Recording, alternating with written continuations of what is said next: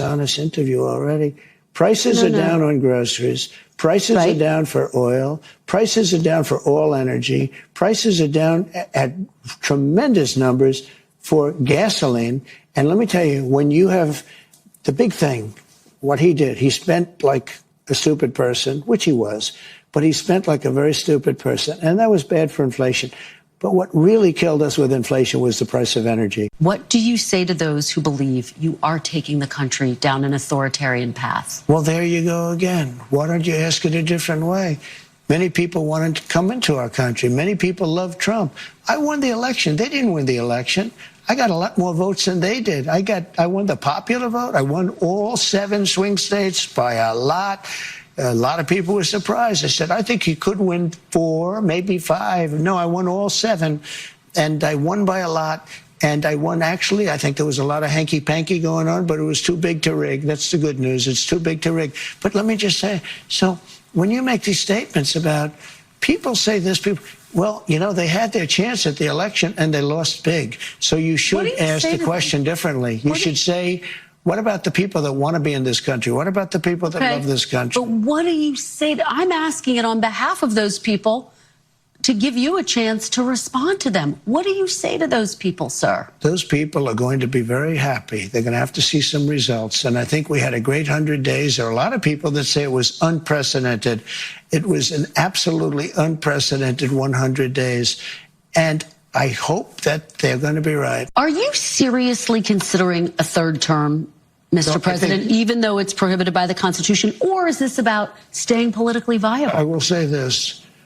So many people want me to do it. I have never had requests so strong as that. But it's something that, to the best of my knowledge, you're not allowed to do. I don't know if that's constitutional that they're not allowing you to do it or anything else, but there are many people selling the 2028 hat. But this is not something I'm looking to do. I'm looking to have 4 great years and turn it over to somebody, ideally a great Republican to carry it forward. But I think we're going to have 4 years, and I think 4 years is plenty of time to do something really spectacular. You have built a political movement that has transformed the Republican Party. It's transformed the country, quite frankly. Political movement in history, MAGA.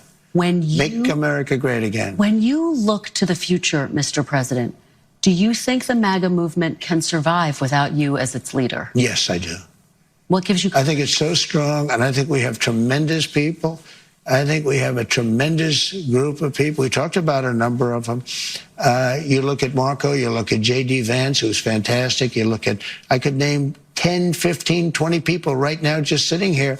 No, I think we have a tremendous party. And you know what I can't name? I can't name one Democrat. I mean, I look at the Democrats, they're in total disarray. They have a new person named Crockett. I watched her speak the other day. She's definitely a low IQ person. And they said, she's the future of the party. I said, you have to be kidding. I don't know what they're going to do. And I really believe in a 2-party system. Because it's good to be challenged. It's really good to have a 2-party. You know, it's good. Being challenged is okay. It keeps you sharp. I don't know what they're going to do. They have nobody. Bernie's 87 years old or something. And, you know, Biden is the worst thing that ever happened to old people because he was grossly incompetent. And I think maybe for artificial reasons. You know, he had operations and things. So maybe that's an artificial.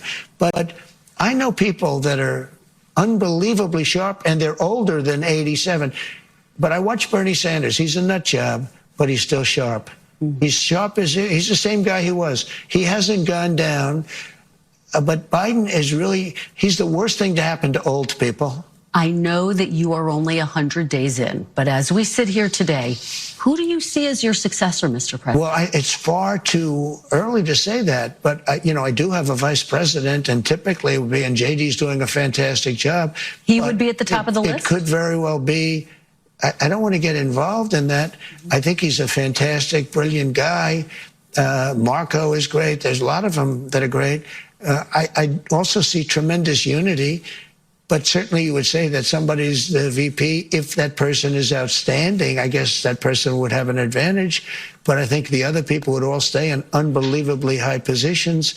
But, it could be that he'd be challenged by somebody. We have a lot of good people in this party. You've been arguing all week that this is President Biden's economy. Is this now your economy, sir? Well, I think certain aspects of it are. Costs are. I was able to get down the cost, but even that, it takes a while to get them down, but we got them down good.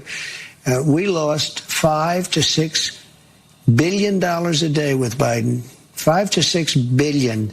And I've got that down to a great number right now in a record time. We're talking about 100 days.